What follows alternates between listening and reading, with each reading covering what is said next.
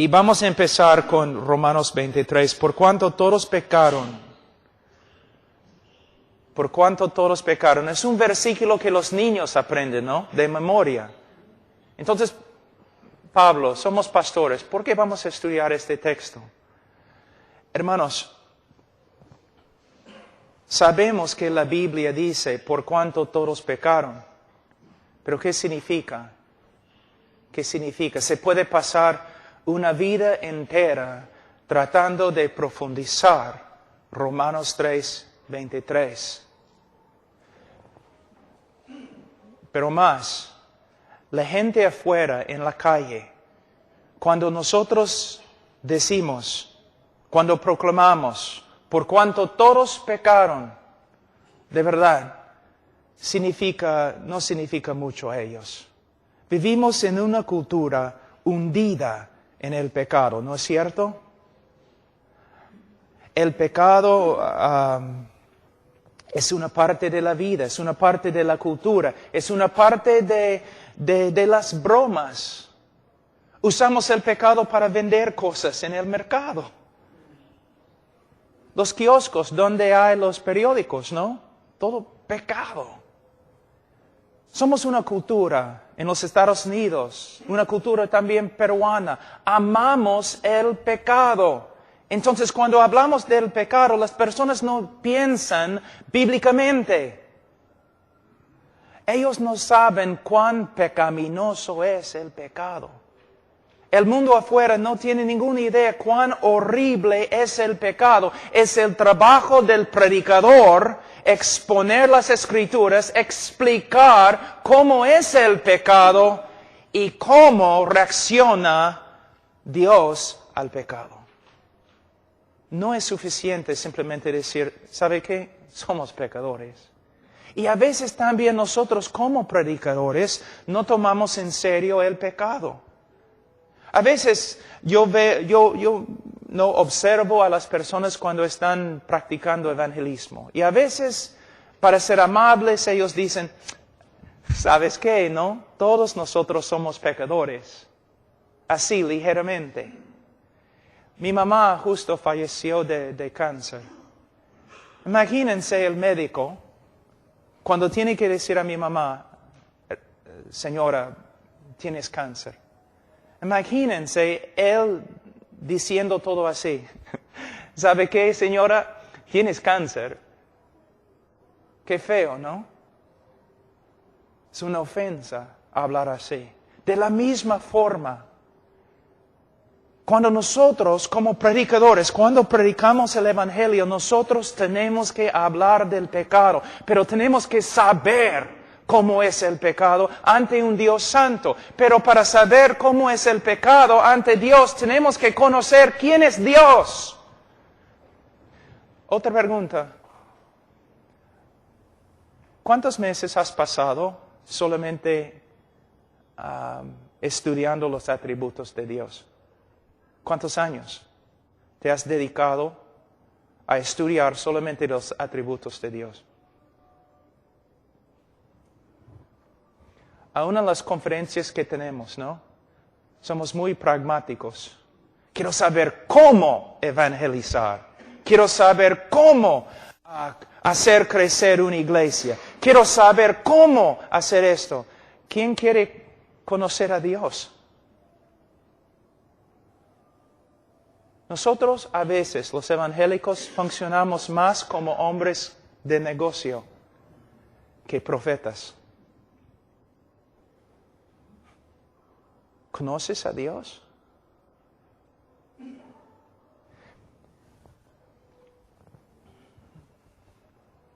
El pecado. Por cuanto todos pecaron. ¿Por qué no están ustedes temblando? Los puritanos antes, o siempre decían, cuando el hombre peca, no peca contra el alcalde de un pueblo chiquitito. No peca contra el presidente de un país. Peca contra el Señor de la gloria. No hay no hay manera de explicar cuán asqueroso, feo, horrible es el pecado. Pero una de las tareas de un predicador es intentarlo.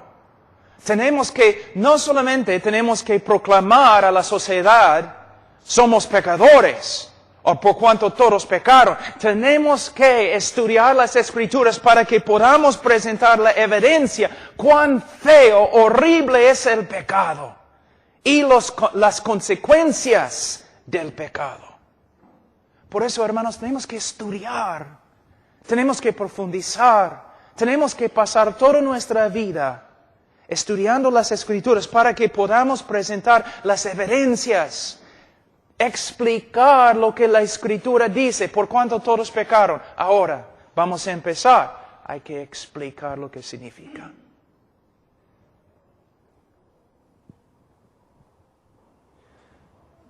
Vamos a decir que hay un médico y tiene un paciente que él sabe que no va a escuchar nada. El médico sabe que este hombre no me va a escuchar. El hombre tiene cáncer, pero no me va a escuchar. El hombre necesita una operación, pero no me va a escuchar. Entonces, el médico, en amor, ¿qué va a hacer? El médico va a sentarse en su escritorio y va a empezar a juntar toda la evidencia. Evidencia tras evidencia, prueba tras prueba. Y de ahí va a ir al hombre y va a decir, tienes cáncer. Aquí está una evidencia, otra evidencia, otra evidencia, otra evidencia, otra evidencia. Y más, el cáncer que tienes es horrible. Aquí, ¿cuán horrible es? Otra evidencia, otra evidencia, otra evidencia. Nosotros tenemos que proclamar al mundo que todo el mundo ha pecado, pero a la vez tenemos que explicar lo que significa. Cuando nosotros predicamos evangelísticamente o cuando testificamos a una persona, nosotros tenemos que sentarnos y decir, la Biblia dice, por cuanto todos pecaron. Ahora voy a usar las Escrituras para mostrarte qué significa y voy a seguir haciéndolo hasta que por medio de la obra del Espíritu Santo Dios comience a obrar en tu corazón. Y hay quebrantamiento y arrepentimiento. Usando las Escrituras. Ahora, dice, por cuanto todos pecaron y están destituidos de la gloria de Dios. Vamos a decir que somos jóvenes en la calle, nosotros. ¿Y dónde está hermano Pablo Chinchay? O hermano Edwin, ¿dónde está? Hermano Edwin, parece. Y tú me dices, oye Pablo, corre. ¿Por qué? Edwin dijo que te va a pegar. Y yo lo miro. Yo no voy a correr. Que venga pues. Vamos. Pero tú vienes, próximo día tú dices, Pablo, corre. ¿Por qué? Porque ese hombre allí atrás con el saco parece hermano. El grandote, parece. Usted. Tú dices, él te va a pegar. Ya me voy. Ya me voy. Es otra cosa.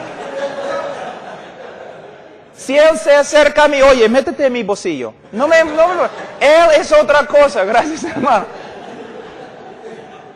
La gente en el día de hoy no tiene miedo del pecado porque no tiene miedo de Dios, porque no conocen a Dios, porque no estamos predicando a Dios, porque estamos tan ocupados como pastores que no tenemos tiempo para conocer a Dios. La tarea principal de un pastor es conocer a Dios. Una pregunta, ¿cuándo es la última vez que pasaste meses, quizás un año, enseñando tu congregación con respecto a los atributos de Dios? ¿Ves? ¿Qué estamos haciendo? La doctrina más importante, la teología propia, la doctrina de Dios, los atributos de Dios.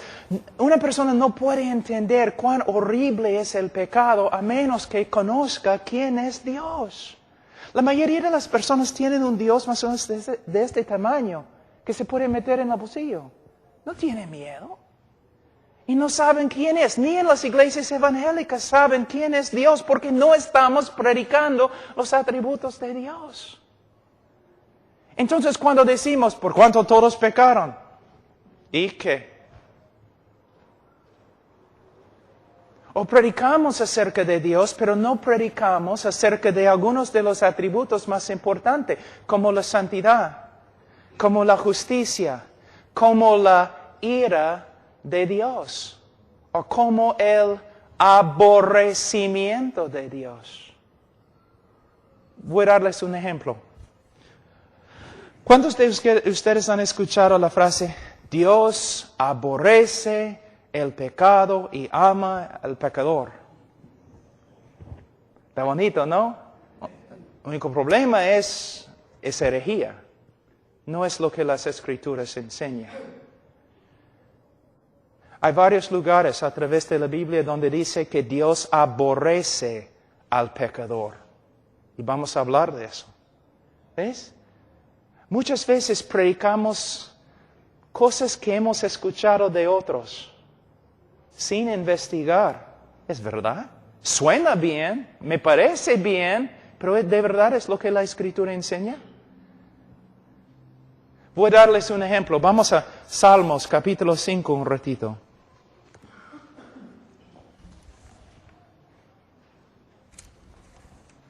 Salmos capítulo 5.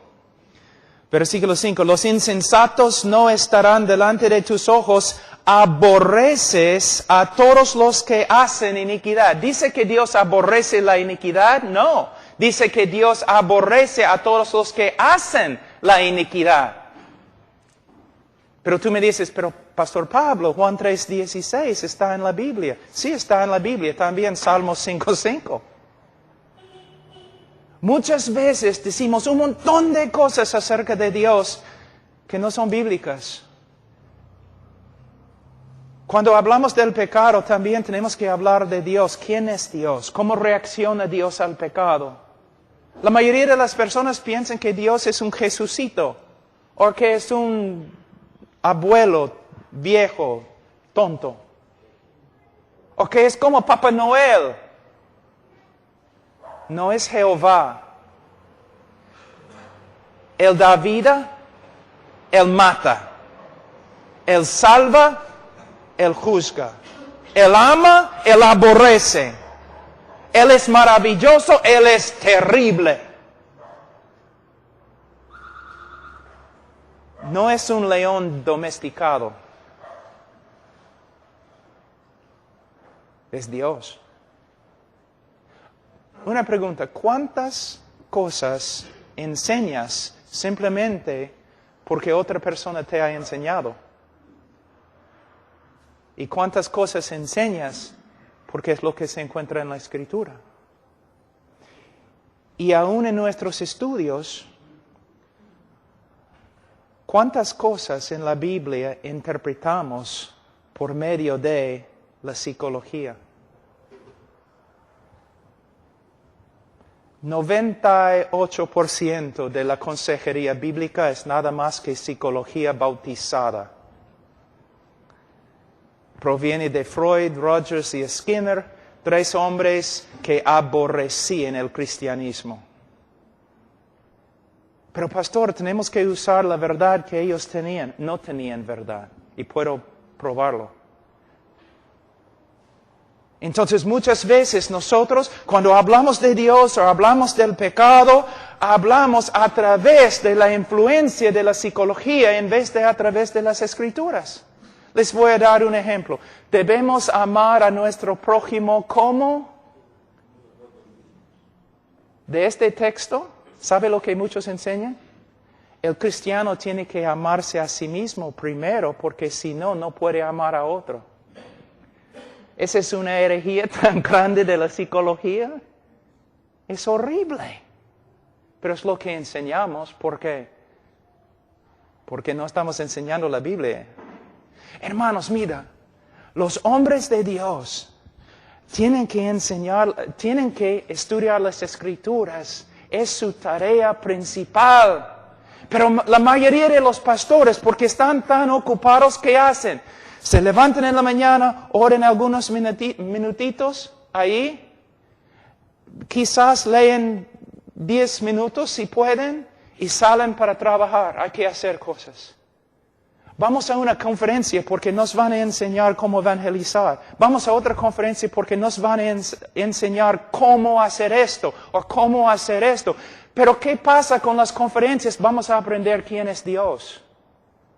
Vamos a aprender cómo son los atributos de Dios. ¿Qué significa su ira? ¿Qué significa su amor, su aborrecimiento, su justicia? Tenemos que usar un montón de métodos porque no hay poder, y no hay poder porque no estamos enseñando la verdad, y no estamos enseñando la verdad porque no tenemos tiempo para estudiar. Pero tenemos folletos que podemos usar. No estoy en contra de los folletos. Solamente somos pastores y predicadores, necesitamos más que folletos. Tenemos que tener un conocimiento de las Escrituras. Cuando hablamos del pecado, vamos a usar algunos versículos para ayudarnos. ¿Qué significa por cuanto todos pecaron? Según la confesión Westminster y las confesiones bautistas, el pecado sucede cuando uno o un acto no se conforma exactamente a la persona y voluntad de Dios. Cuando un hombre hace algo que contradice lo que la Biblia enseña acerca del carácter de Dios o acerca de la voluntad de Dios, que es una expresión de su carácter. Y el pecado, ¿cuán horrible es el pecado? Voy a darles una ilustración de Gálatas.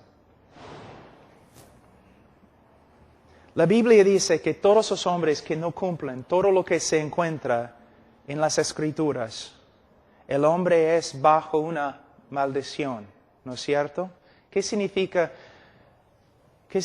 estar bajo una maldición? Significa que el hombre que ha pecado una sola vez, es tan horrible y asqueroso ante un Dios santo y un cielo santo, que la última cosa que el hombre va a escuchar cuando toma su primer paso para entrar en el infierno, la última cosa que va a escuchar es toda la creación aplaudiendo a Dios.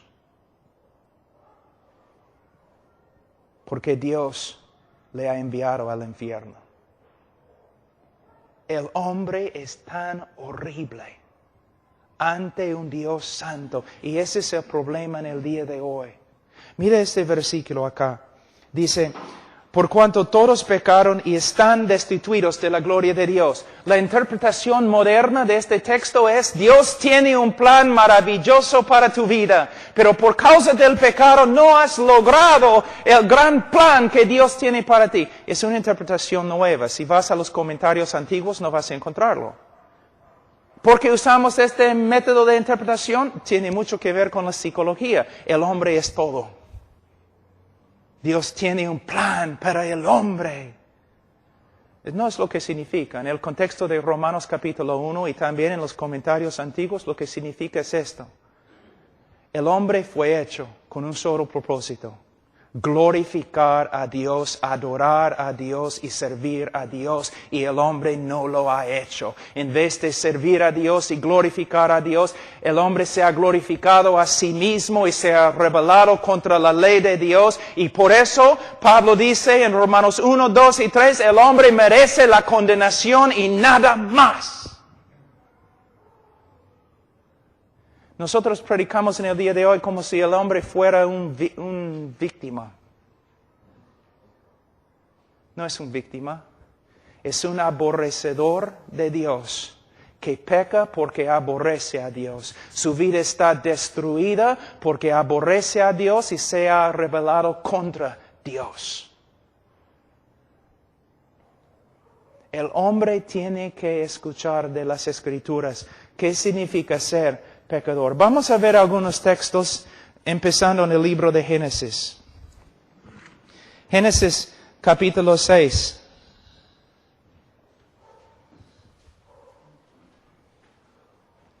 Versículo 5. Y vio Jehová que la maldad de los hombres era mucha en la tierra y que todo designio de los pensamientos del corazón de ellos era de continuo solamente el mal. ¿Cómo es el corazón del hombre? La Biblia dice así. Ahora, el corazón del hombre significa la esencia del hombre. Se refiere a todo lo que el hombre es.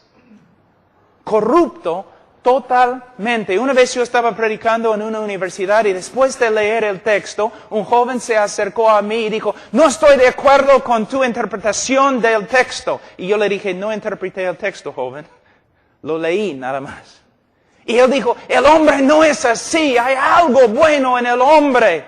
Yo le dije, joven, si yo pudiera sacar tu corazón y yo pudiera poner tu corazón en un DVD o una película, un video. Si yo pudiera dar el video esta noche de todo lo que tú has pensado toda tu vida, joven, tú correrías de esta universidad y nunca regresarías porque tú has pensado cosas tan perversas que ni puedes compartirlas con tus mejores amigos. Y él dijo, sí, así es el hombre. Así es el hombre. Corrupto. Totalmente corrupto. Ninguna cosa buena en él. Lo que se llama la doctrina de la depravidad humana. La Biblia no enseña que el hombre es 50% malo, o 95%, sino 100% corrupto. Ahora vamos a otro texto. Génesis.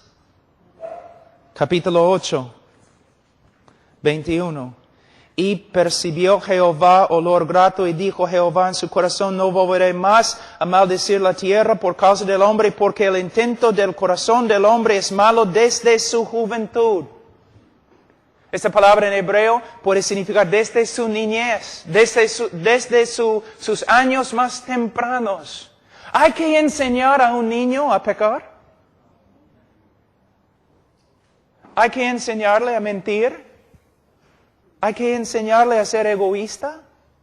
Nace así. Un teólogo ha dicho, usando la ilustración, la siguiente ilustración.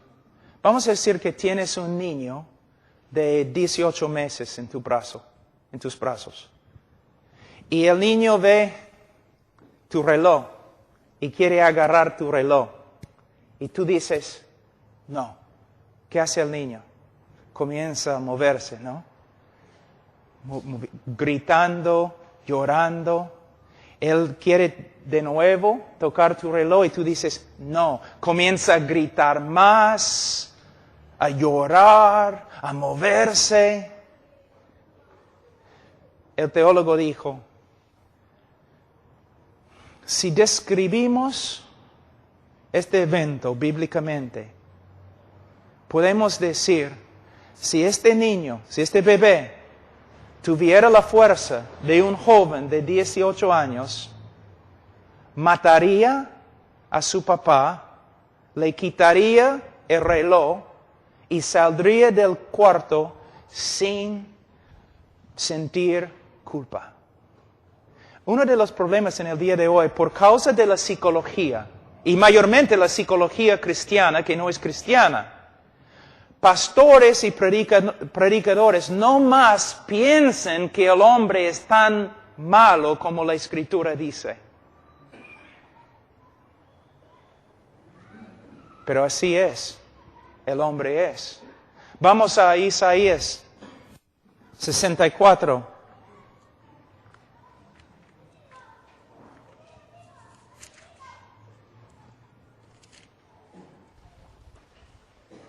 Versículo 6, si bien todos nosotros somos como suciedad y todas nuestras justicias como trapo de inmundicia.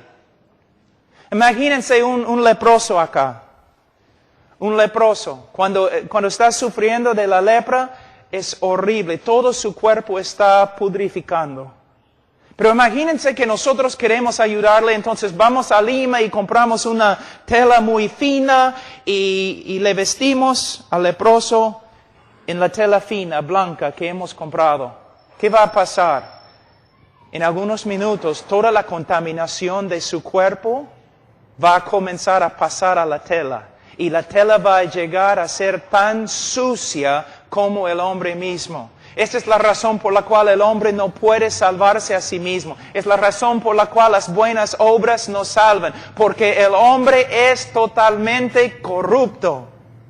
¿Una vez has pensado por qué Hitler era así? ¿Una vez? ¿Es que él nació más pecador que tú?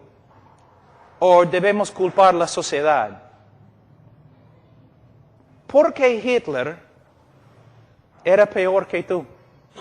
¿Una vez has pensado? Porque la Biblia dice que todos los hombres nacen igualmente depravados. ¿Te das cuenta? Entonces, ¿por qué no eres como Hitler?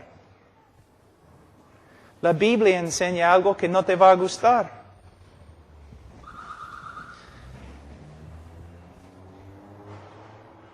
Si no fuera por la gracia común de Dios obrando en el mundo, tú serías peor que Hitler. Cada hombre en la tierra sería peor que Hitler. Aún Hitler fue restringido en su maldad por medio de la gracia de Dios. El asunto es cada uno de nosotros, mis hijos también, cada uno de nosotros sería tan horrible, más horrible que Hitler si no fuera por la gracia de Dios restringiendo nuestra maldad. Es como Dios, para preservar el mundo, para que pueda hacer una obra de salvación, para preservar el mundo, Dios ha restringido toda la maldad de toda la humanidad con su gracia común. De vez en cuando, según sus propósitos, como con Faraón, Dios quita su gracia y permite que uno salga como Hitler.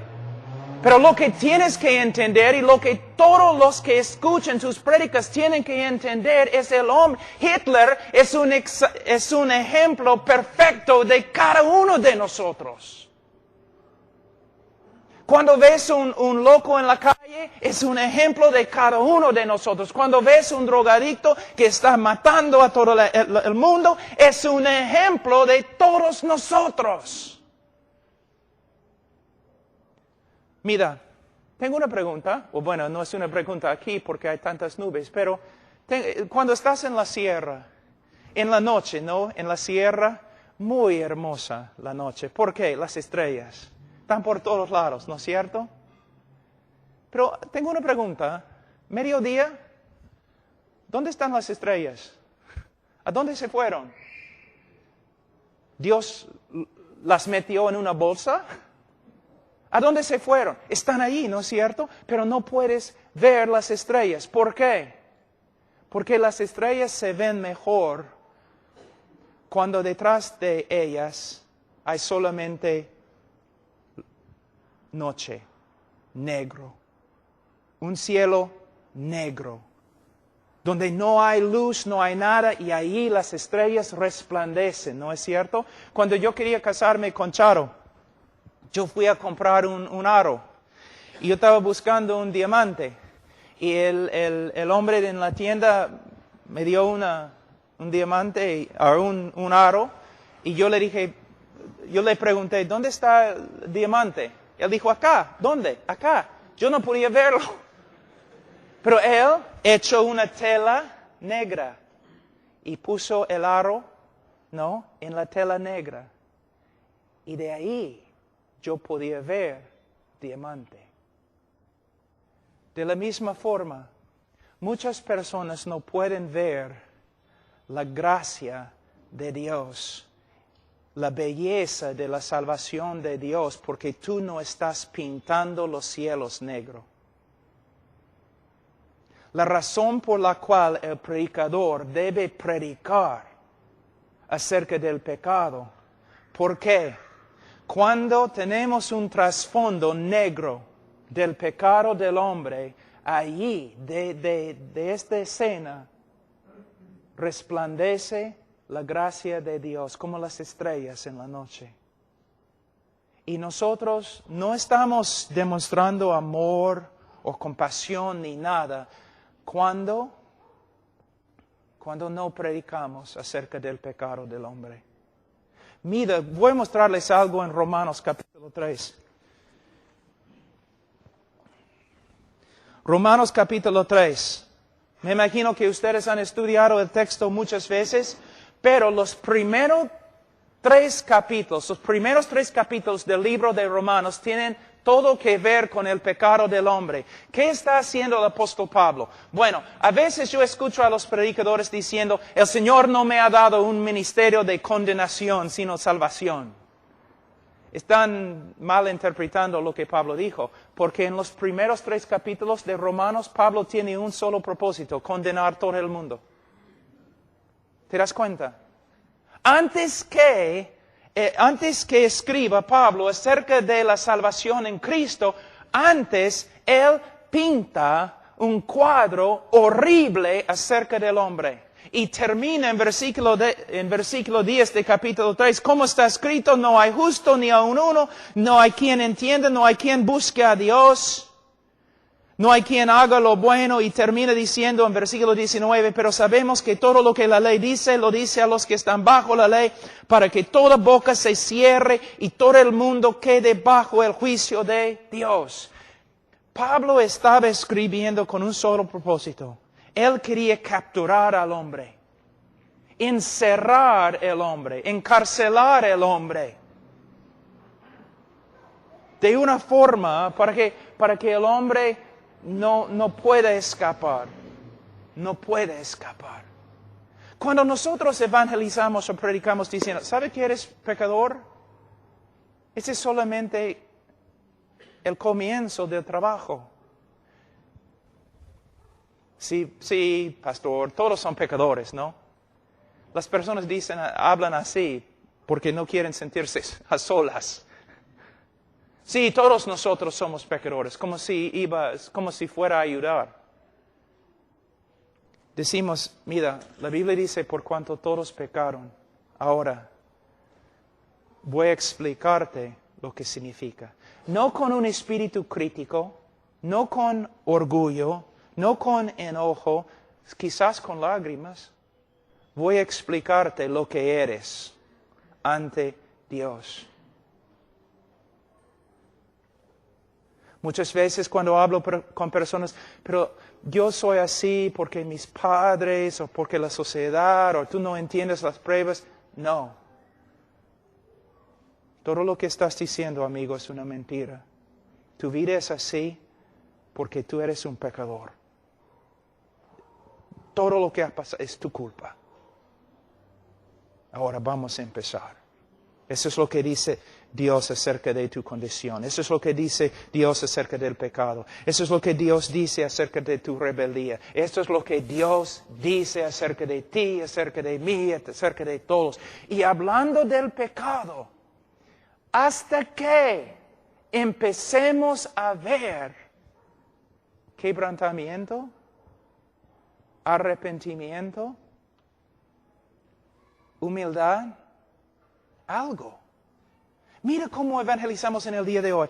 Como predicadores no estamos buscando casi nada. Solamente, ¿estás de acuerdo? ¿Sí? ¿Quieres ir al cielo? ¿Estás de acuerdo? ¿Sí? ¿Quieres recibir a Cristo? ¿Estás de acuerdo? Sí, ya, entonces está bien. No, como predicadores, nosotros nos sentamos con la gente. Ahora explícame. ¿Entiendes lo que te dije? ¿Sí? O los evangelistas que hacen preguntas que saben que los oyentes pueden contestar. Pero no, explícame, ¿qué significa ahora que eres pecador? De lo que te mostraron las Escrituras, muéstrame cómo responde Dios a tu pecado. Y esperando, viendo, mirando, observando. ¿El Señor está obrando en su corazón? ¿Hay arrepentimiento bíblico? ¿Tiene un corazón contrito? En vez de simplemente pasar por cada etapa evangelística y de allí pronunciarlo salvo. Ahora, dice, por cuanto todos pecaron, están destituidos de la gloria de Dios. Hermanos, vivimos en un mundo, voy a darles un ejemplo. ¿Cuán humanista es el Evangelio en el día de hoy? Dios hace todo lo que hace para su propia gloria. Dios hace todo lo que hace por causa de su amor para con sí mismo. Dios se ama a sí mismo más que todo lo demás. ¿Qué piensas? Vivimos en un mundo en el día de hoy. No, pastor, Dios ama al hombre más que todo. ¿De verdad? ¿Desde cuándo? ¿Dios ama al hombre más que todo? No. Si tú amas algo más que a Dios, ¿cómo se llama? Idolatría. Lo que tenemos que entender es que Dios es Dios. Él es digno de toda la gloria. Él debe amarse a sí mismo más que a cualquier otra cosa o persona. Es digno, pero nosotros no nos parece bien. No, Dios debe amarme a mí. ¿Cuántas veces he escuchado canciones en las campañas evangelísticas? Dios ama al hombre más que todo lo demás. No es cierto. El hombre no es el centro del universo. Dios es el centro del universo. Dios no hace todo lo que hace para salvar al hombre. Dios hace todo lo que hace para su gloria. Y es digno de hacerlo. El hombre no es la causa de todo. O la motivación divina. Es Dios. Dios tiene un plan maravilloso para tu vida, pero no has alcanzado el plan por causa de tu pecado. No es lo que significa, psicólogo. Lo que significa es, Dios te ha hecho con un solo propósito, glorificarle, y no lo has hecho. Te has rebelado y no lo has hecho. Y por eso tu vida está casi destruida. Todo se centra en Dios, no en el hombre. Dios ama al hombre, de verdad. Él ha mostrado su amor en la cruz del Calvario, pero como predicadores nosotros tenemos que entender el orden. El hombre no es principal en el universo, Dios es principal. Dios no hace todo lo que hace para el hombre o por el hombre, sino por su propia gloria. Dios es número uno, no el hombre. Dios es el centro del universo, no el hombre. Personas dicen, si Dios está ahí en el cielo y está llorando porque tú no quieres recibir su salvación. ¿De verdad? ¿Puedes mostrarme en la Escritura? Pero Cristo en la tierra lloró. Sí, pero Cristo no está en la tierra en ese momento. Ningún lugar en el cielo, en la Biblia, donde dice que Dios está llorando porque la gente le está rechazando. El famoso teólogo Tozer dijo, si todos los hombres llegan a ser ciegos, no va a disminuir la gloria del sol que resplandece. Y si todos los hombres se convierten en ateos, no va a disminuir la gloria ni la felicidad de Dios. Dios no necesita al hombre. Dios salva al hombre, no por causa del hombre, sino a pesar del hombre, para mostrar su propia gloria en la tierra. Pero tú tienes tanto valor ante Dios. No tienes. Eres un rebelde, un criminal.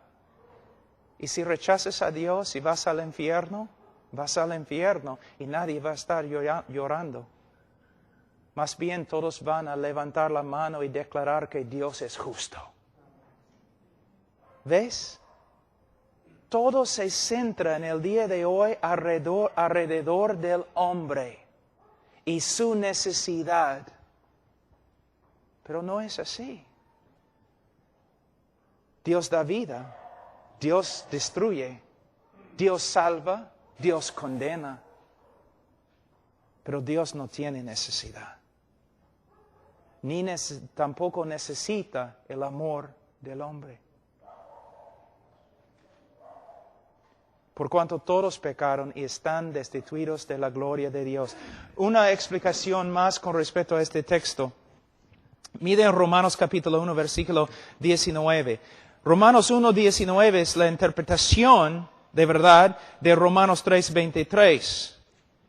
Por cuanto todos pecaron y están destituidos de la gloria de Dios. ¿Qué significa estar destituido de la gloria de Dios? Versículo 19. Porque lo que de Dios se conoce, les es manifiesto, pues Dios se lo manifestó, porque las cosas invisibles de Él, su eterno poder y deidad, se hacen claramente invisibles. Versículo 21. Pues habiendo conocido a Dios, no le glorificaron como a Dios, ni le dieron gracias, sino que se envanecieron en sus razonamientos y su necio corazón fue tenebrecido. Es el significado de Romanos 3, 23, cuando dice, por cuanto todos pecaron y están destituidos de la gloria de Dios. ¿Qué significa estar destituidos de la gloria de Dios? Fuimos creados para su gloria, Él merece nuestra alabanza y adoración, pero nosotros nos hemos rebelado contra Él y no hemos realizado el propósito que tenemos, vivir para la gloria de Dios. Tú dices, ¿cuál es la diferencia entre la interpretación histórica y la interpretación moderna? Bastante. La interpretación histórica, todo se centra en Dios y su gloria. La interpretación moderna, todo tiene que ver con el bienestar y el propósito del hombre. Ahora, dice, vamos a Romanos 3, 23. Versículo 23, por cuanto todos pecaron y están destituidos de la gloria de Dios, siendo justificados. ¿Qué significa siendo justificados? Es muy importante. Muchas personas a veces piensan, bueno, ser justificados significa que Dios nos ha perdonado. No.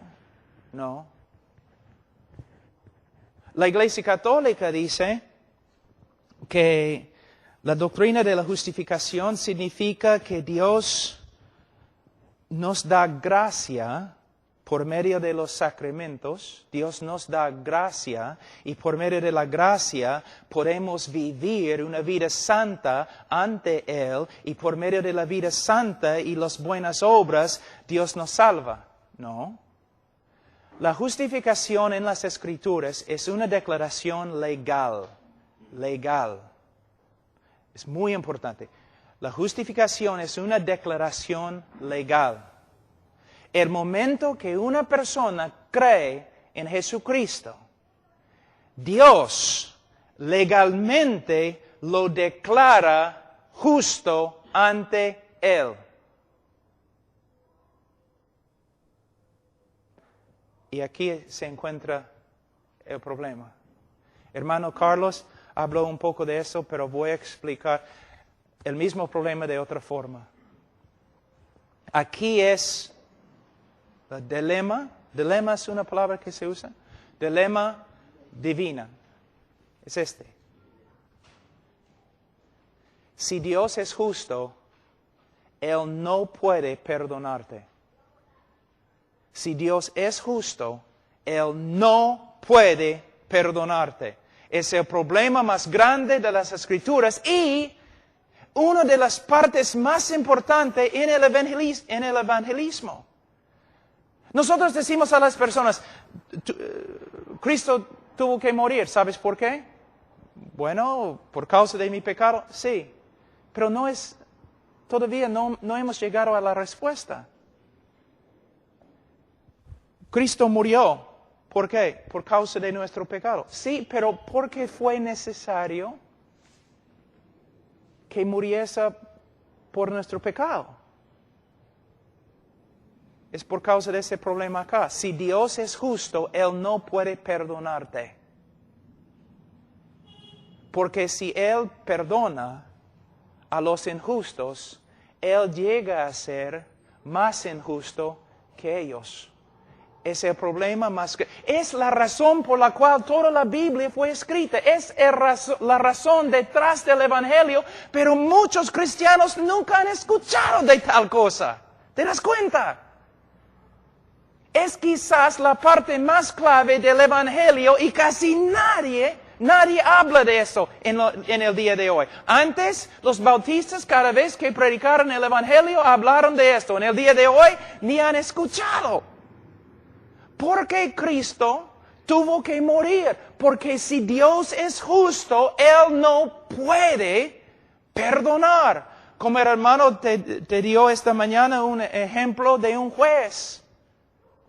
Un juez, no, una persona mata a toda tu familia, tú capturas la persona, llevas la persona a la policía lleva la persona, el criminal, al juez, y el juez mira y dice, ¿sabe qué? Yo soy un juez de amor, por eso te perdono.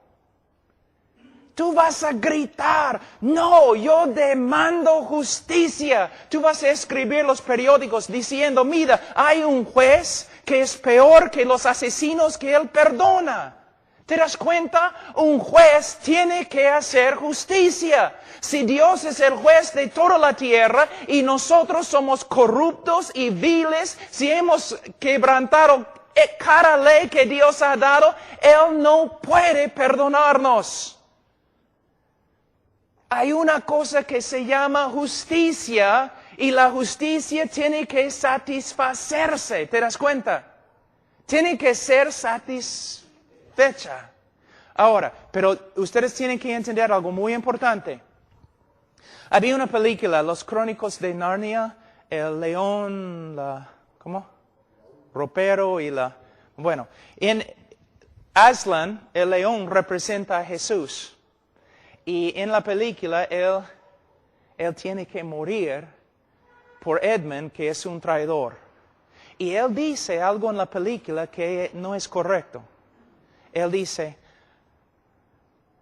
no podemos simplemente perdonar a Edmund o salvar a Edmund de la bruja que le había capturado, porque hay una ley más que aún yo tengo que obedecer. Lo que él está diciendo es que hay una ley de justicia. Edmund, el chico, ha pecado. Yo no puedo simplemente recibirlo de nuevo. Hay una ley de justicia que tengo que satisfacer antes que yo pueda recibirlo de nuevo. Pero en la película es herejía. ¿Por qué? Está diciendo que hay una ley más alta que Dios y Dios tiene que satisfacer la justicia, la ley de justicia que es más grande que Él antes que Él pueda actuar. No es cierto. La justicia que Dios tiene que satisfacer es su propia justicia. No una regla que Él tiene que cumplir que tiene más autoridad que Él. Dios no puede ser inconsistente. Por ahí. Mira, voy a darles un ejemplo. ¿Una vez has escuchado a un predicador diciendo esto? En vez de ser justo contigo, Dios ha demostrado su amor. ¿Sabe lo que están diciendo? El amor de Dios no es justo. En vez de ser justo contigo, Dios ha mostrado su amor. Está diciendo que el amor de Dios es injusto. No, Dios tiene que ser justo cuando manifiesta su amor. Él no puede pasar por alto la justicia. Su justicia demanda que mueras. Él tiene que satisfacer su propia justicia antes que pueda perdonarte. Eso es lo que significa la cruz. Pero me imagino que hay algunos de ustedes que nunca han escuchado tal cosa. Pero es de verdad el centro del Evangelio.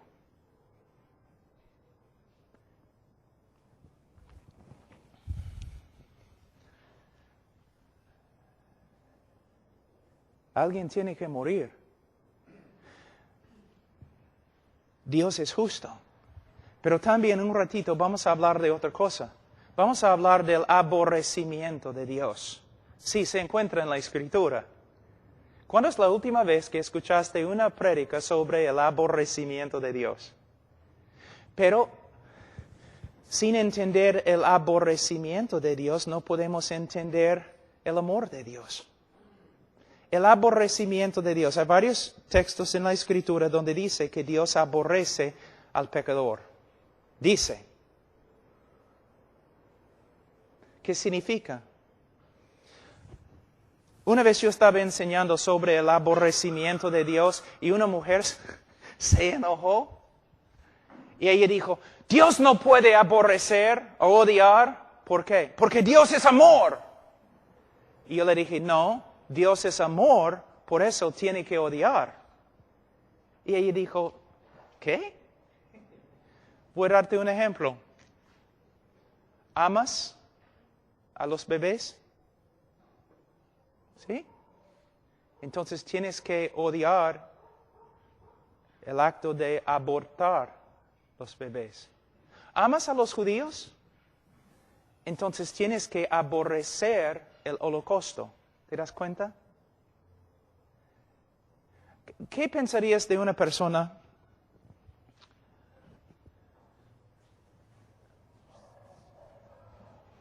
que tú estás leyendo el periódico, ¿ya? Y hay un hombre que ha violado como 15 niños. Y tú dices, caramba. Y tú muestras a uno, mira lo que ha pasado. Este hombre ha torturado y violado 15 niños, pequeños chibolos, así. Y el hombre dice, bueno, no sé, yo soy más o menos neutral. ¿Qué vas a pensar? ¿Vas a pensar que es un hombre moral? No. Un hombre moral cuando lee en el periódico que otro hombre ha violado 15 niños, el hombre si es moral, ¿qué va a hacer? Va a enojarse, ¿no es cierto? Va a enojarse. A veces yo escucho a los predicadores dicen, Dios no es un Dios enojado. ¿De verdad? ¿Qué dice el libro de Salmos? Dios está enojado todos los días. ¿Y por qué? Porque todos los días un Dios santo y justo y lleno de amor está viendo la destrucción de su creación. Está viendo las perversidades y los pecados y rebeldías de los hombres. Todos los días Él está viendo las mentiras y los asesinatos. ¿Ves? Si Él es santo, si Él es justo, Él no puede ser neutral con respecto al pecado o al pecador. Él viene, Él dice, con venganza y ira. El enojo, el aborrecimiento de Dios. Cuando Dios dice que un pecador es una abominación, ¿qué piensas? ¿Qué está diciendo? ¿Que es una abominación para la creación? No, para Dios es una abominación. Dios abomina a esta persona. Él aborrece a esta persona. Entonces, si todos los hombres han pecado y todos los hombres están bajo la ira de Dios, si Dios aborrece a todos los que hacen la iniquidad, entonces, ¿cómo puede Dios amar al hombre? Es una buena pregunta. Vamos a usar este hermano Vamos a decir que Él representa a nosotros nuestro pecado, nuestras abominaciones y todo lo demás. Y aquí tenemos un Dios santo y justo.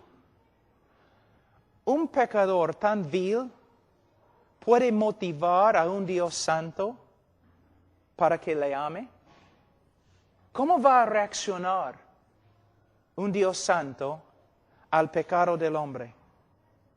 Cuando a través de toda la Escritura podemos ver Dios diciendo, por causa de su pecado les voy a condenar, por causa de sus pecados les voy a juzgar, por causa de sus pecados les voy a destruir. Entonces el hombre pecador no puede motivar el amor de Dios.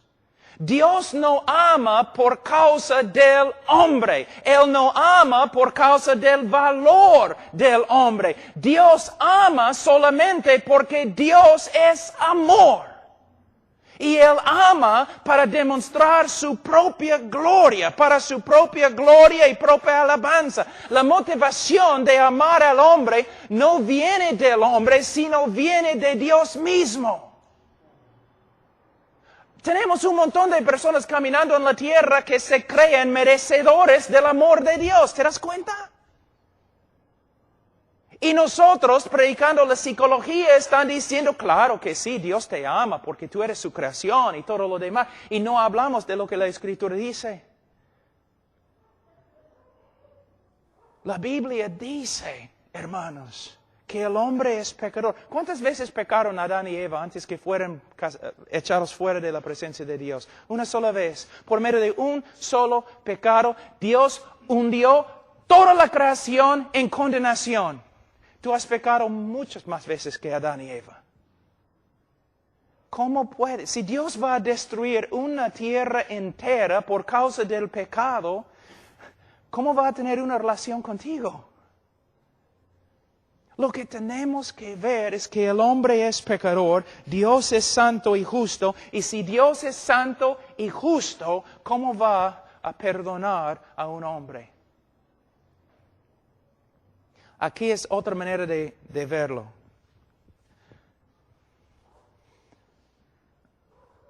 A través de las Escrituras escuchamos siempre acerca de la palabra longanimidad de Dios, que Él tiene la capacidad de sufrir nuestro pecado mucho tiempo. Así es como es. Dios en su justicia, en su santidad, mira al hombre. Y la única reacción que Él puede tener es aborrecimiento y odio y enojo y ira. Pero por causa de su propia naturaleza y para su propia gloria, Dios puede actuar a favor de los objetos de su odio. Es como si, vamos a decir, la misericordia de Dios con una mano está restringiendo la ira de Dios y con otra mano está obrando para la salvación del hombre. Pero no por causa del hombre, sino a pesar del hombre. Pero un día la misericordia de Dios se va a retirar. Y lo único que va a quedar es la perfecta justicia de Dios contra el pecado del hombre.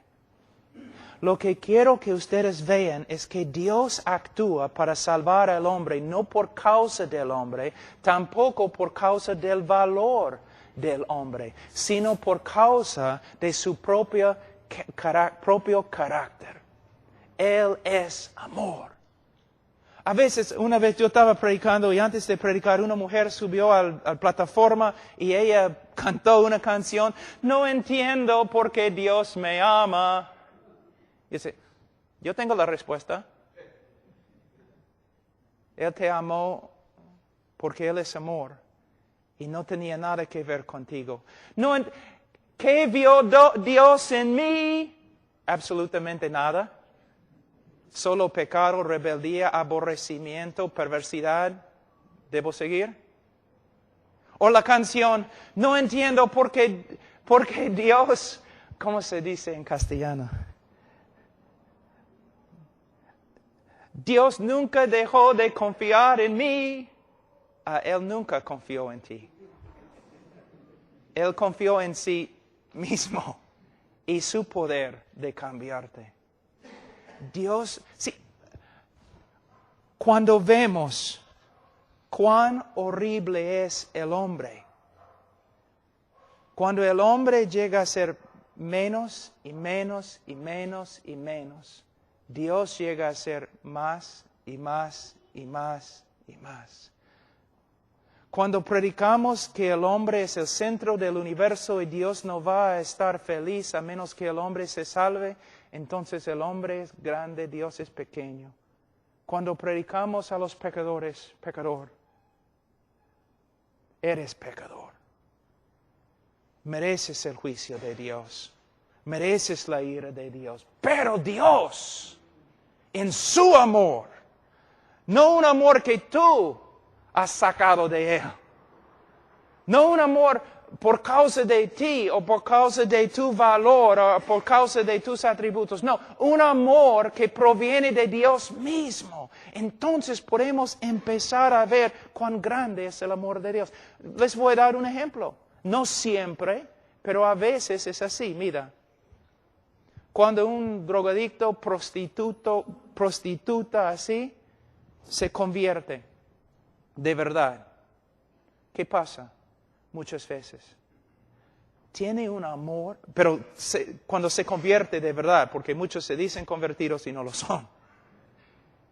Pero cuando un drogadicto, un hombre que abajo, en un hueco y se convierte, muchas veces tiene un aprecio para la salvación de Dios, porque tiene una idea cómo era antes de su conversión. Pero lo que necesitamos comunicar a todo el mundo es que todo el mundo es igualito a drogadicto en el hueco, sino peor. Mi hijo tiene 6 años. Lo amo. Es aborrecedor de Dios. Mi hija tiene 2 meses. Aborrecedora de Dios. Mi hijo de 3 años, aborrecedor de Dios. Tú dices, no, Jesús dijo que los niños vengan a Él. No es lo que significa el texto, hermano, por favor. La Biblia dice que mis hijos fueron nacidos en pecado, con corazones corruptos, muertos en su pecado. Los amo, de verdad, pero no puedo negar la realidad bíblica. Si Dios no hace una obra sobrenatural en el corazón de mis hijos, van a entrar en el infierno. Y cuando entran en el infierno, en el día de juicio, mi esposa y yo vamos a ponernos de pie, vamos a levantar la mano y vamos a decir, Dios fue justo con nuestros hijos. ¿De verdad?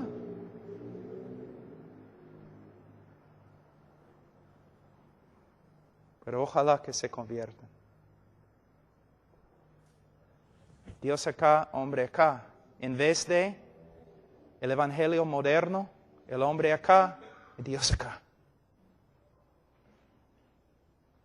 Pero Cristo está tocando a la puerta y está llorando y quiere entrar, pero tú no quieres. No, no es lo que la Biblia dice.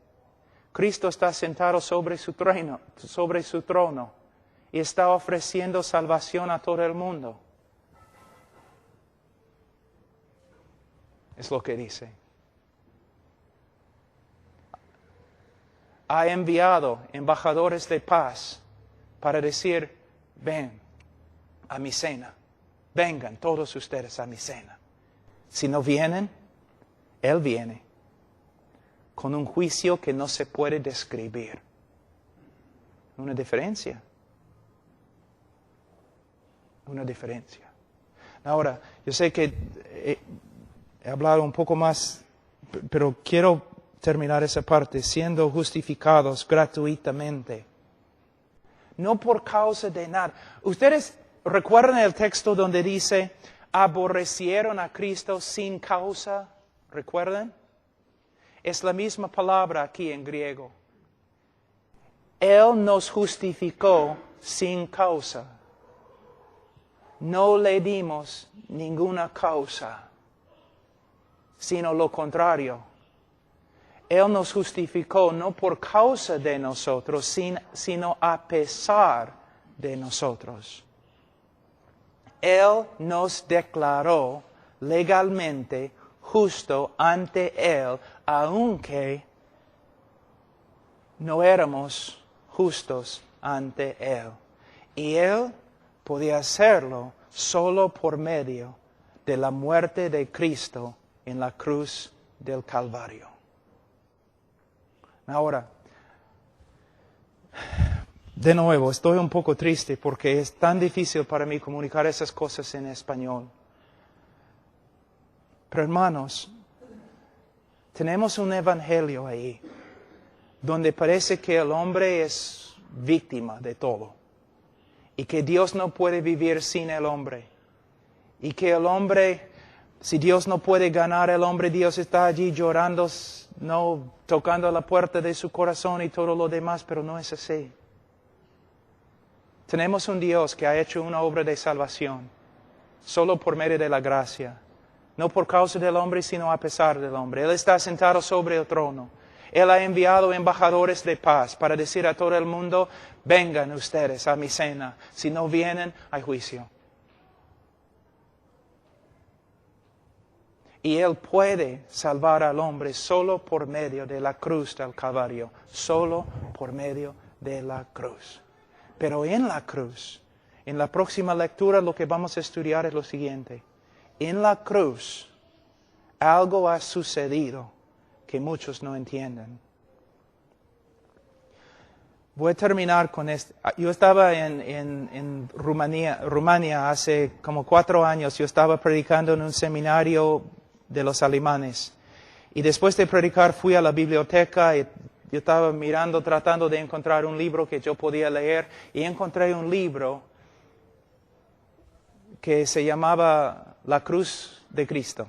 No era el libro de John Stott, sino de otro. Entonces saqué el libro y empecé a leer. Aquí es lo que encontré en el libro.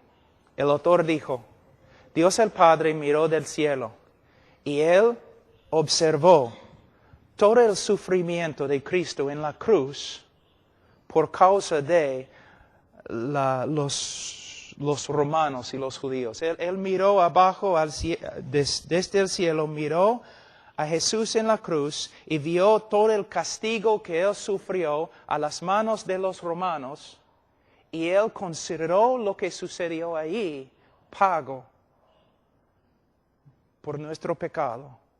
Él consideró lo que Él vio, ¿no? El pago para satisfacer su justicia. Es una mentira, es herejía, es herejía.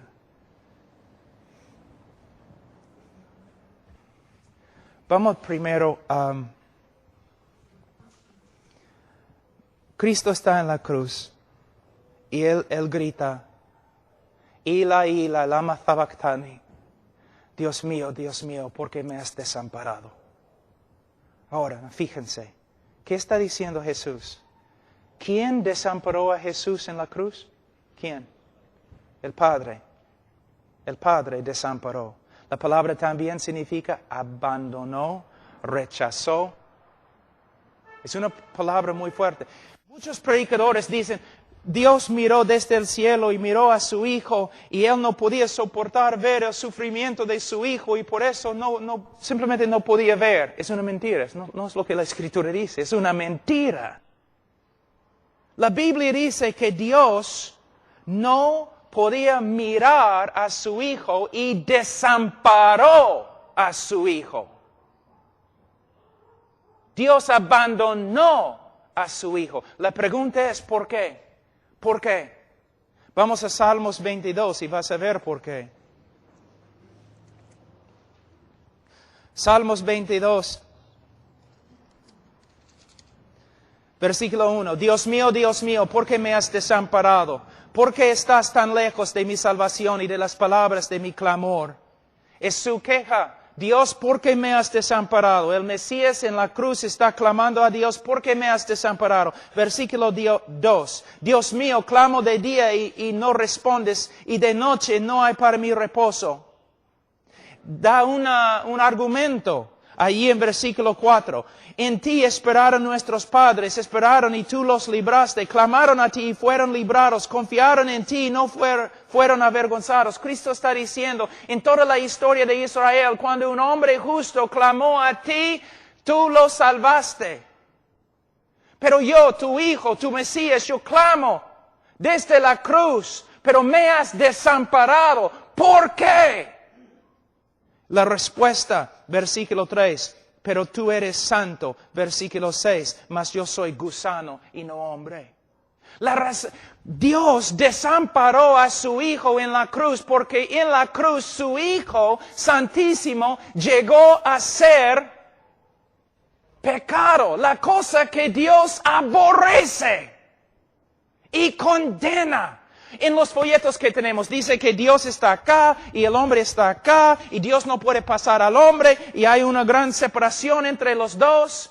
Para cerrar la separación, alguien tenía que morir fuera de la presencia favorable de Dios. Alguien tenía que morir condenado de Dios. Desde el comienzo de la creación y antes de la creación, Dios el Padre, Dios el Hijo, Dios el Espíritu Santo existieron en un compañerismo absolutamente perfecto y lleno de gozo. Una comunión perfecta, pero la primera vez en la cruz la comunión se destruyó porque el Hijo amado de Dios llevó nuestro pecado y Dios ni podía mirar a su Hijo porque Él llegó a ser pecado y más, Él llegó a ser una maldición ante Dios, una abominación de Dios. Tú eres una abominación ante Dios, antes de tu conversión eres una abominación ante Dios. Para salvarte alguien tenía que morir en tu lugar como una abominación, una maldición. Cristo cuando llevó nuestro pecado, su comunión con Dios fue destruida. ¿Por qué? Él había llegado a ser pecado y Dios ni puede mirar el pecado. Él llegó a ser una maldición. Mira en Gálatas capítulo 3 muy rápido. En Gálatas capítulo 3,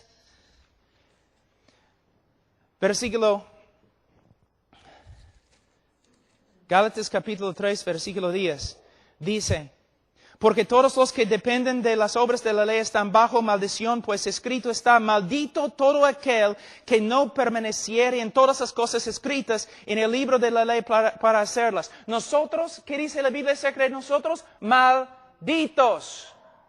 Malditos ante Dios por causa de nuestro pecado. Pero ¿qué pasa? Versículo 13, Cristo nos redimió de la maldición de la ley, hecho por nosotros maldición. Cristo llevó nuestro pecado.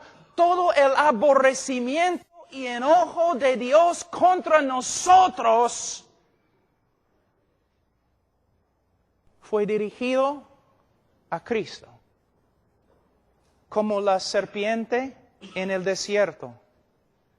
Como el cabrío. Los judíos salían, pusieron las manos sobre el cabrío. Simbólicamente, ¿no? Pasando su pecado, el pecado del pueblo, sobre el cabrío. Un cabrío muere. El otro cabrío sale fuera de las puertas de la ciudad, cortado de la comunión con Dios y el pueblo de Dios. Salió al desierto para morir, para salvarte. Tú mereces pasar toda la eternidad fuera de la presencia favorable de Dios en el infierno. Para salvarte, alguien tiene que morir bajo la ira de Dios, cortado de la presencia favorable. en tu lugar. Es lo que Jesús hizo. Y en la cruz, ¿qué pasó? Aquí es lo que tienes que entender. Escúchenme, pastores. Cristo está en el huerto, ¿no? En Getsemaní. Y dice, que pase esta copa de mí 3 veces. ¿Qué significa la copa? Yo he escuchado pastores diciendo, bueno, Él no quería ir a la cruz, o Él no quería sufrir los clavos, Él no quería sufrir los azotes, Él estaba temblando porque la cruz romana fue tan horrible. ¡No! Tengo una pregunta. ¿No es cierto que muchos, miles de discípulos después de Cristo, discípulos de Cristo, murieron en cruces? ¿No es cierto? ¿No es cierto que la historia nos dice que muchos de ellos se fueron a su cruz cantando himnos y con gozo? ¿Vas a decirme que los discípulos de Cristo tienen más coraje que Cristo mismo? ¿Que los discípulos de Cristo pueden sufrir los látigos romanos? Y los discípulos de Cristo pueden morir en la cruz cantando himnos, pero el capitán de nuestra salvación está en un huerto escondiéndose, orando con angustia, que pase esta copa de mí. ¿Tú de verdad crees que Cristo tenía miedo de una cruz? ¿De clavos? Pero es lo que predicamos, ¿no? Es un evangelio romántico, como los católicos. Cristo el mártir. Cristo no tenía miedo de los romanos, ni del látigo, ni de la corona. Estudia la Biblia con una concordancia, busca la palabra copa. Voy a resumir todo lo que los profetas dicen acerca de la copa de Jehová. Jehová básicamente diciendo, por causa de la iniquidad de las naciones, por causa de su rebeldía, yo voy a darles la copa de mi ira. Ellos van a tomar la copa y van a morir. Y en la cruz, Cristo no tenía miedo de clavos. Él sabía que en la cruz Él iba a llevar nuestro pecado, iba a estar separado de la presencia de su Padre, y todo el enojo, todo el aborrecimiento, toda la ira de Dios que nosotros debemos sufrir por toda la eternidad en el infierno, Cristo iba a sufrir. ¿No has leído? Mas quiso quebrantarlo, Jehová quiso quebrantarlo. Alguien tenía que morir aplastado, quebrantado bajo la ira de Dios, separado de la presencia favorable de Dios. Allí es el evangelio, allí se encuentra el poder de la cruz. En la cruz Dios quebrantó, derramó su ira sobre su propio Hijo para salvarte a ti de su ira. Alguien tenía que morir así. La historia de Abraham y Isaac. Tú has predicado acerca de esa historia miles de veces, pero ¿has entendido la historia? Su único hijo, el Espíritu Santo dice. Abraham tenía que llevar su único hijo y sacrificarlo. Y Abraham tiene el cuchillo y se rinde. Va a matar a su hijo. Pero mientras está bajando la mano, Dios, ¿no? Le restringe. Agarra. No. Y tú dices, ¡ay, qué bonito la historia! No, terminó bonito. No terminó. Fue la intermisión. ¿Intermisión? La parte intermedio, nada más. Porque miles de años después, Dios agarró el cuchillo, puso su mano sobre la cabeza de su único Hijo Jesucristo y lo mató. ¿Una vez has predicado eso?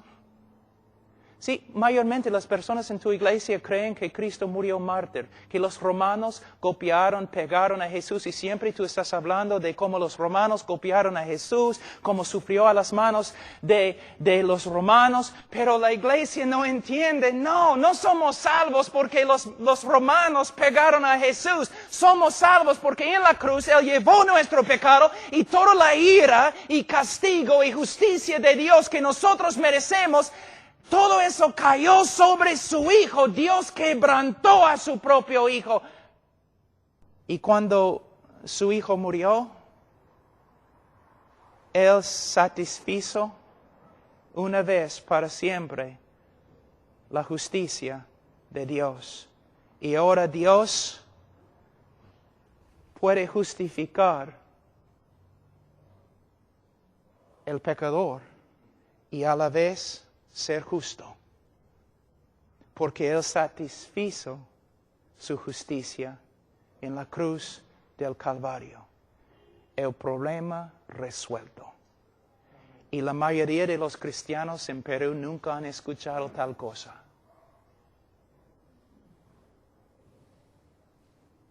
Pero es el Evangelio. Ahora, mira lo que dice, una parte que todos dicen, ¿qué significa eso? Versículo 25, a quien Dios puso como propiciación por medio de la fe en su sangre para manifestar su justicia. ¿Por qué Dios tiene que manifestar su justicia? ¿Por qué Dios tiene que demostrar su justicia? A causa de haber pasado por alto en su paciencia los pecados pasados, con la mira de manifestar en este tiempo la justicia, su justicia, a fin de que Él sea el justo y el que justifica al que es de la fe de Jesús. Ahora, esta parte es tan importante. En un sentido, la cruz justifica al pecador, ¿no es cierto? Por medio de la cruz, el pecador se justifica, ¿claro? Pero los teólogos también dicen, por medio de la cruz, Dios se justifica. Pero usando la palabra de otra forma, por medio de la cruz, Dios se vindicó. ¿Cómo? Hay un problema en la historia. Hay un problema aquí en Perú, ¿no es cierto? Mira, ¿cómo es el problema? Yo les voy a mostrar. ¿Cuál es la queja aquí en Perú y también en los Estados Unidos? En todo el mundo. Los sabios siempre han escrito libros sobre esto. Hay tanta maldad en el mundo y Dios no hace nada. ¿No es cierto? Ok, vamos a hablar de una cosa parecida. Voy a ser el diablo un tiempo. ¿Ok? El diablo peca contra Dios, ¿no es cierto? Se rebeló contra Dios. ¿Y qué pasó? Yo te digo lo que pasó. Justicia perfecta. Él fue condenado. Y todo el cielo no tenía ningún problema. Nadie en el cielo tenía un problema. ¿Por qué? El hombre, esta criatura pecó contra Dios. Dios hizo justicia perfecta contra él. No hay ningún problema. Está bien. Es como debe ser. Pero vamos a la tierra. Adán peca contra Dios.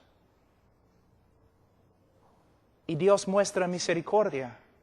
No muestra justicia. Tú dices, pero no, la caída de toda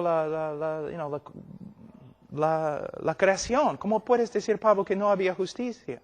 No había perfecta justicia. Adán debería haber muerto sin posibilidades de salvación. ¿Satanás tiene posibilidades de salvación? ¿Cristo murió por Satanás? Perfecta justicia. Cuando Satanás cayó, cuando pecó, perfecta justicia fue hecha. Y todos glorificaron a Dios. Pero cuando Adán cayó, hay problemas. Aún el diluvio. Tú dices, ¿hay justicia? Noé debería haber muerto. Era pecador también. ¿O no has leído bien tu Biblia? Entonces, aquí está Satanás. Dios, tengo una pregunta. ¿Has cambiado? ¿El juez de toda la tierra no hará justicia? Yo me rebelé contra ti. ¿Justicia? Adán, ¿cómo puedes darle una promesa en Génesis 3:15? El protoevangelicum en latín. ¿Cómo puedes hacerlo? Dice que vas a enviar un Mesías. Él debe morir. Noé, El diluvio, Noé debería haber muerto. ¿Cómo puedes salvar a Noé? Oh, Israel, tu pueblo, idólatras, todos ellos merecen morir. Abraham, tu amigo, oye, has bajado tu estándar, ¿no es cierto? Abraham, tu amigo, mintió. Y de verdad no te creo perfectamente. Oh, y David, lo llamaste hijo. Toda la historia del mundo, acusación contra acusación, que Dios no es justo. ¿Por qué?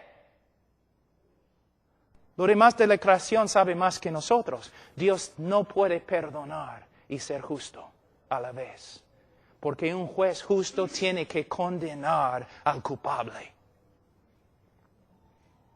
Pero hace 2000 años, Satanás llegó y dijo, ¿cómo puedes hacer una promesa de salvación a Adán? ¿Cómo puedes salvar a Noé? ¿Cómo puedes ser amigo con Abraham? ¿Cómo puedes llamar a David tu hijo? Y Dios respondió, yo puedo salvar a Adán. Y yo puedo salvar a Noé. Y yo puedo perdonar a Abraham. Y yo puedo hacer de David un hijo, porque mi hijo ha muerto por todos ellos. Una vez para siempre Dios cerró la boca de todas las acusaciones contra él. Y él ahora puede justificar al impío. Él puede justificar el que ha violado toda su ley, porque en la cruz su Hijo murió por los pecadores y satisfizo la justicia contra ellos. Entonces ahora Dios es justo porque Cristo murió por los pecadores y puede justificarlos. ¿Entienden? ¿Pueden ver? La cruz no es una historia de un mártir. El dolor de la cruz no es lo que los romanos hicieron a Jesús. El dolor de la cruz es que el Padre desamparó a su propio Hijo y lo quebrantó bajo su propia ira. Y cuando lo hizo, satisfizo una vez para siempre la justicia. Eso es lo que significa el Evangelio. Esto. ¿Ves? Entonces, ¿recuerdan ustedes lo que dije? Vamos a pasar toda la eternidad tratando de entender lo que Dios ha hecho por nosotros en Cristo. Tú pensaste, ¿no? Yo entiendo el Evangelio. ¿Por qué van a predicar sobre el Evangelio? Nadie en este auditorio, incluso yo, entiende el Evangelio. Y es la tarea. Pero muchos de ustedes, ya, yo entendí eso, ya es en ese folleto, ya es el Evangelio, ya está bien, no necesito estudiar más. No. Ese Pablo bien bravo, ¿no? Bien malo. Es que amo el Evangelio. Quiero ver la predicación verdadera del Evangelio, en vez de un Evangelio de forma reducida.